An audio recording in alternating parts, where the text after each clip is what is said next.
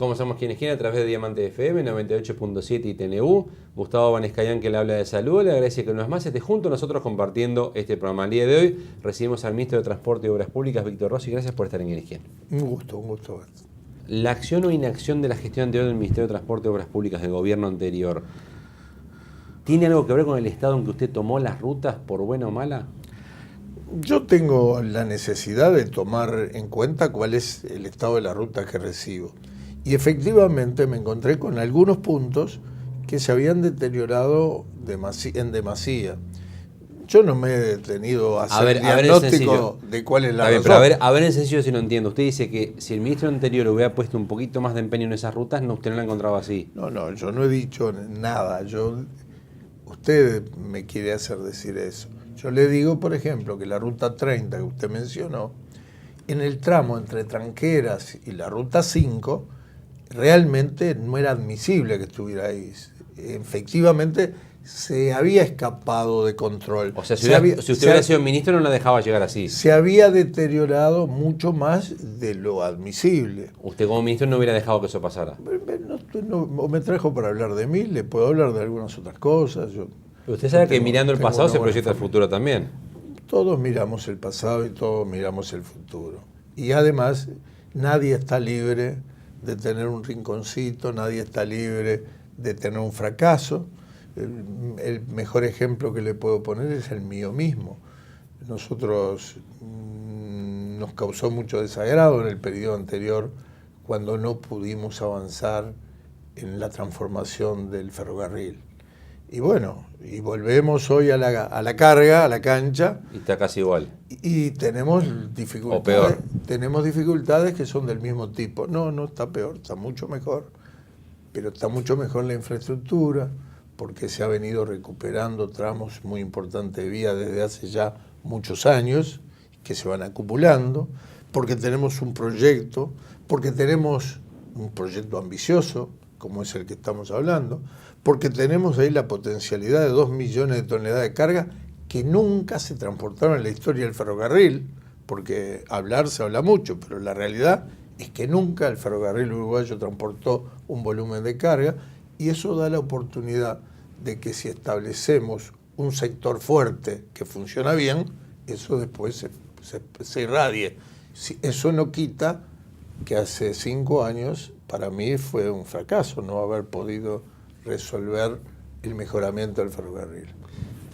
En nuestro país hay rutas o accesos, por ejemplo los accesos a Montevideo, la ruta 8, que los militares tuvieron activa participación en su construcción o en su remodelación. ¿Eso está descartado que se pueda volver a utilizar?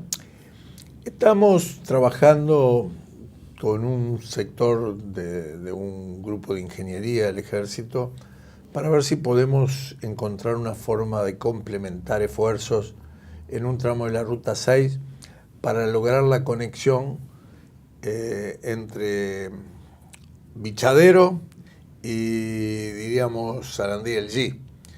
Ahí hay tramos de ruta, algunas que son nacionales, otras departamentales, y hay un puente de hormigón, el más largo del país, que está construido desde el año 93, 94, en el Río Negro, incomunicado, sin un acceso adecuado.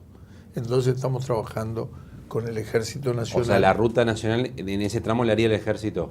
Estamos viendo si ellos nos pueden ayudar a realizar por lo menos una parte de nuevo terraplén para poder conectar la ruta 6 desde Casasán, pasando un poco Sarandí del G, hasta el puente.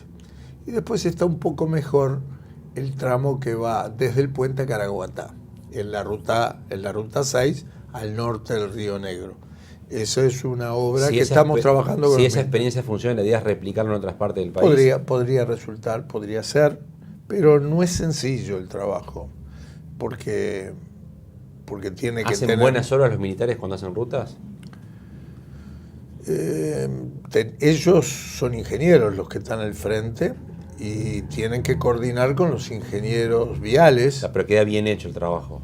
Y yo pienso que si los ingenieros estudian en la misma facultad y los operarios que operan las máquinas tienen la misma También experticia. operan fusiles, por eso le pregunto.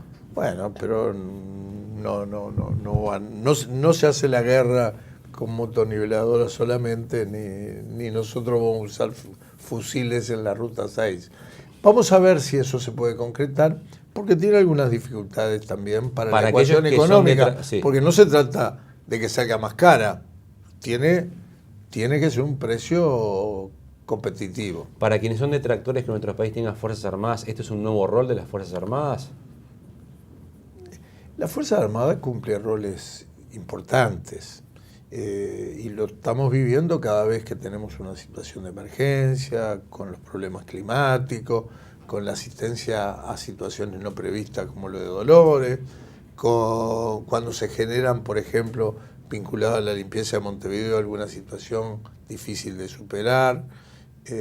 Las Fuerzas Armadas han jugado un rol muy bueno y es reconocido por la sociedad esa capacidad. El problema es el rol y el número de integrantes de la Fuerza Armada y la transformación, a mi entender, mire que estoy hablando de afuera, sí. La transformación de las Fuerzas Armadas de acuerdo a los cambios que el país tiene que asumir.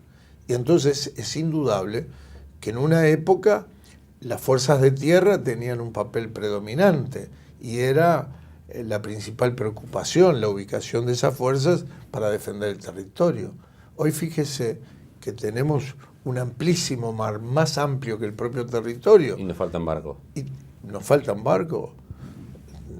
Prácticamente no tenemos medios para eso. Y por lo tanto, la preocupación del país tiene que redimensionar. Da la impresión que el sentido común indica que una cosa tiene que irse convirtiendo en otra.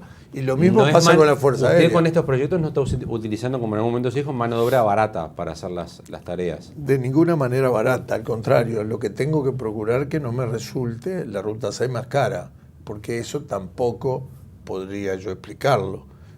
Tiene que hacerse en los estándares de calidad requeridos y a los costos que resulten competitivos. No tienen por qué ser los costos más bajos, pero tienen que ser costos razonables. Ahí no tiene paros ni medidas sindicales de ningún tipo. Pero usted fíjese que en el trabajo de las rutas no es un obstáculo el paro. Han habido paros y casi que ocupaciones también por empresas que cerraron. A ver. El puente de Santa Lucía, por ejemplo. ¿Cuándo? Cuando se estaba construyendo el nuevo puente de Santa Lucía. El nuevo puente que hizo Incosi, sí. Que quedó espectacular. Sí, pero antes se acuerda la historia, que hasta se fue una empresa y todo. No me acuerdo mucho porque no estaba yo en ese momento. Pero lo que sí Pero con los militares el problema no lo va a tener. Bueno, espero que no sé. No sé lo que dice la Constitución, si los autoriza o no. ¿Usted conoce algún paro de militares? Bueno, pero a veces uno puede no necesariamente declarar el paro para no hacer lo que no quiere hacer. ¿Le invito a una pausa? ¿Cómo no? Continuamos a partir de la misma con el ministro de Transporte y Obras Públicas, Víctor Rossi, recordándole como siempre que el horario principal de emisión de nuestro programa los días jueves, 23 horas a través de Diamante FM 98.7 y TNU. Pausa y continuamos en Quién es Quién.